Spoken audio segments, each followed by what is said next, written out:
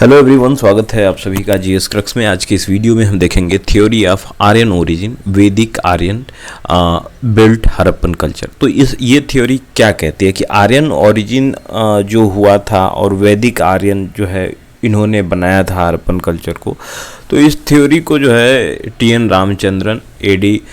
होसालकर और एस.आर. राव और के.एन. शास्त्री जो है इसके बारे में बता देते हैं। इस थ्योरी के बारे में देखें तो हड़प्पन कल्चर जो है बिल्ड हुआ था वैदिक आर्यन द्वारा। तो ये थ्योरी जो है कहती है, अभी स्कॉलर्स हैं T N. Ramachandran, A D. Hosalkar, S R. Rao और जो है के.एन. शास्त्री। तो सपोर्टर्स जो है इस थ्योरी के ये कहते हैं कि जो है हड़प्पन और वैदिक आर्यन में जो है सिमिलरिटी मिलती है। अब ये सिमिलरिटी मिलती है हड़प्पन और वैदिक आर्यन में, तो इसीलिए जो है सिमिलरिटी से हम कहते हैं कि ये जो आर्यंस थे इन्होंने ही जो है हड़प्पन सिविलाइजेशन को बसाया था।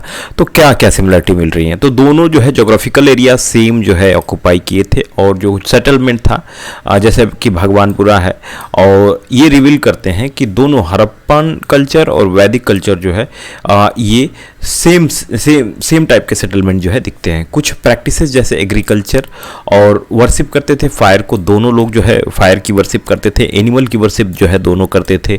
जो वाटर था वो जो है सेक्रेड था, दोनों के लिए जो है पवित्र था, हड़प्पन कल्चर के लिए भी और जो है यहाँ वैदिक आर्यंस के लिए भी। तो अगर क्रिटिकली एग्जामिन करें इसको तो ये थ्योरी आर्यन ओरिजिन जो कहती है कि हड़प्पन कल्चर जो है वो जो है वैदिक आर्यन द्वारा शुरू किया गया था, तो ये बहुत सीरियसली कभी नहीं लिया गया कि Harappan culture was never taken seriously by the most scholars. तो इसको सीरियसली लिया नहीं गया क्योंकि वैदिक कल्चर जो है और हड़प्पन कल्चर एक entirely different type of life को जो है दिखाते हैं। वैदिक आर्यन जो थे ये नोमैड्स थे और जो बिगनिंग में नोमैड्स थे, और हड़प्पन जो था ना वो एक सेटल्ड लाइफ जी रहा था, वेल सेटल्ड अर्बनाइज्ड लाइफ जो है जी रहा था। और वैदिक आर्यन जब शुरू हुआ तो नोमैड्स थे जो कि यहाँ पे आए। वैदिक कल्चर जो था इसेंशियली जो है oral, but Harappan lived in flourishing towns and cities. तो जो ये वैदिक कल्चर था ना वो शुरुआत में उतना फ्लोरिश नहीं था, उतना टाउन्स और सिटीज़ जो है डेवलप नहीं थी। ये नोमैडिक पीपल थे, आकर जो है ऐसे ही बस गए थे। वैदिक आर्यन जो था वो पेस्टोरल एग्रीकल्चरल एक्टिविटीज़ पे बेस्ड था, लेकिन जो हड़प्पन थे ना वो जो सेकेंडरी और टर्सरी इकोनॉमिक एक्टिविटी हैं उन्हें भी ये कर रहे थे। तो वैदिक आर्यन से कहीं ज़्यादा जो है एडवांस हड़प्पन कल्चर था, और हड़प्पन पहले का भी था। तो ये टाइम से पहले हड़प्पा था, वैदिक बाद में आए। तो वैदिक कैसे जो है एक पेस्टोरल लाइफ जी रहे थे, कैसे एग्रीकल्चर एक्टिविटीज़ में जो है इन्वॉल्व थे ये। और हड़प्पन जो है ये स्क्रिप्ट्स का इस्तेमाल करते थे, लेकिन वैदिक आर्यन जो है इस स्क्रिप्ट के बारे में अवेयर नहीं थे। हड़प्पन जो थे ये फैलस वर्शिप करते थे, लेकिन वैदिक आर्यन जो है ये फैलस वर्शिप नहीं करते थे। हड़प्पन जो है वर्शिप करते थे बुल्स की, और वहीं वैदिक आर्यन जो थे ये काउज की वर्शिप करते थे। तो हड़प्पन से तो काउज के जो है एविडेंस मिलते भी नहीं है।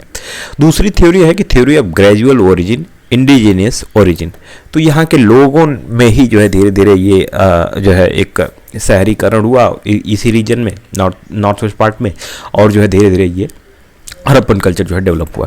तो रिसेंट आर्कोलॉजिकल एक्सकेवेशन जो है ये कहते हैं कि नॉर्थ वेस्ट पार्ट जो है इंडियन सबकॉन्टिनेंट का वो सक्सेसफुली डिस्कवर्ड हुआ जो है antecedent communities and culture of the great Harappan civilization. तो ये जो डिस्कवर्ड हो रहा है तो इसमें पता चल रहा है कि ये कम्युनिटीज़ यहीं की थी और ये हड़प्पन कल्चर जो है यहाँ धीरे धीरे डेवलप हो गई थी। तो ग्रेजुअल इवोल्यूशन जो है इन कम्युनिटीज़ का हुआ, एक लंबे समय तक जो है मोर देन 3000 ईयर तक जो है ये धीरे धीरे हड़प्पन कल्चर इवॉल्व होता रहा। तो ये थ्योरी जो है सपोर्ट की जाती है, इस थ्योरी का सपोर्ट किया जाता है, जो कि आर्कियोलॉजिस्ट और स्कॉलर्स जो है इसको सपोर्ट करते हैं, जैसे वॉल्टर ये फेयर सर्विस, फिर जी.एफ. डैलस और ए.एन. घोष, स्टुअर्ट पिगेट और जो है रेमंड और जो है बिगेट एल्चिन और मोहम्मद रफ़ीक मुगल।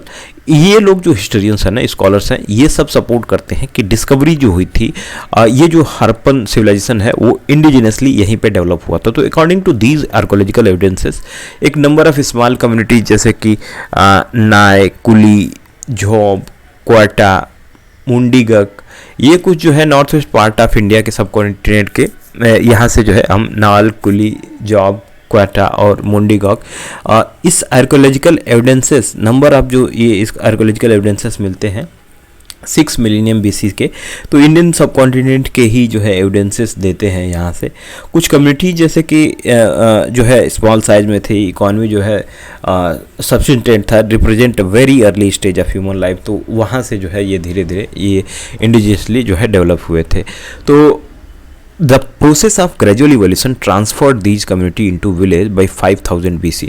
तो 5000 BC से जो है ये धीरे धीरे विलेज में जो है तब्दील हुए और उसके बाद अर्बनाइजेशन का शुरू हुआ था। तो इस फेज़ ऑफ लाइफ को हम देखते हैं कि ये मेहरगढ़ से जो है इसके एविडेंसेस मिलते हैं कि मेहरगढ़ से ये एविडेंसेस यहाँ से मिल रहे हैं कि यहाँ से फ्लोरिश हुआ था 5000 BC में, और जो है ये फिर ये जो बुलन वैलीज़ है उधर जो है ये धीरे धीरे फ्लोरिश किया।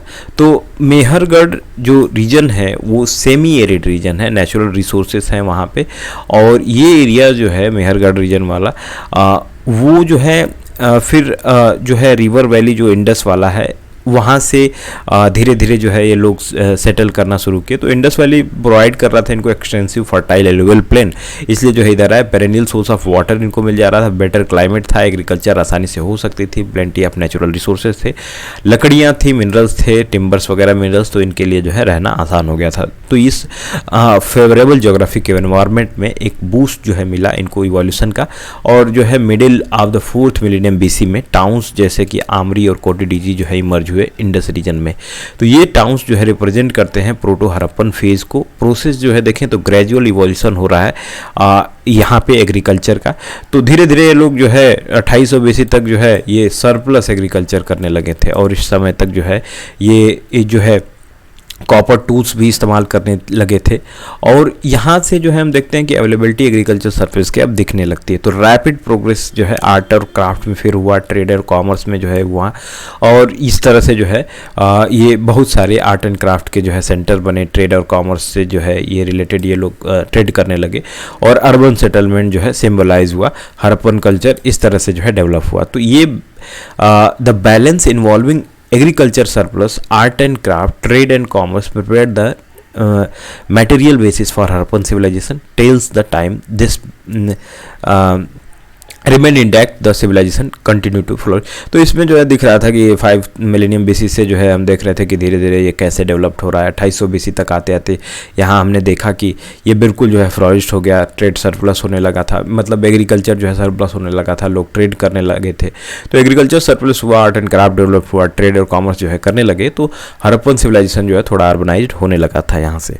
तो हरप्पन जो थे ये बिगिनिंग में Harappan traded with near by people, लोगों से जो करीबी लोग थे उनसे ट्रेड करते थे। ट्रेड और कॉमर्स जो है इनका होता था लोकल और रीजनल नेचर में। बट अराउंड 2300 BC क्या हुआ कि हरप्पन ने जो है ये जो है ट्रेड और कॉमर्स मेसोपोटामियन पीपल के साथ करने लगे, और around this age Mesopotamian record started mentioning Meluha, the region identified with Harappan culture। Harappan culture को मेलुहा वर्ड से जो है यूज करते थे, इस बात का जो है ध्यान रखेंगे। Balance of Harappan external trade was highly favourable because Harappan exported the जो है प्राइमरी और secondary goods, they imported gold, silver, semi precious stones. तो ये जो है हरप्पन जो है एक्सटर्नल ट्रेड जो था हाईली जो है फेवरेबल था, क्योंकि अब प्राइमरी और सेकेंडरी गुड्स हम बेच रहे थे, और वहाँ से जो ये गोल्ड, सिल्वर्स और जो है सेमी प्रीसियस स्टोन्स को लेकर आ रहे थे। तो इन्फ्लो हो रहा था फॉरेन वेल्थ का, और यहाँ से हम जो है इंडिया की हरप्पन सिविलाइजेशन की, हरप्पन सिटीज़ की जो है ये प्रॉस्पेरिटी जो है बढ़ रही थी, ये वेल्दी लोग जो है हो रहे थे, ग्रेट हाइट पे सिविलाइजेशन जो है पहुंची मैच्योर स्टेज में अपने। हरप्पन और मोहनजोदारो जो है मेगा साइट्स थी इस ग्रेट सिविलाइजेशन के इस पीरियड के। फिर क्वेश्चन यदि कुछ देखें तो discuss different views about the origin of Harappan culture.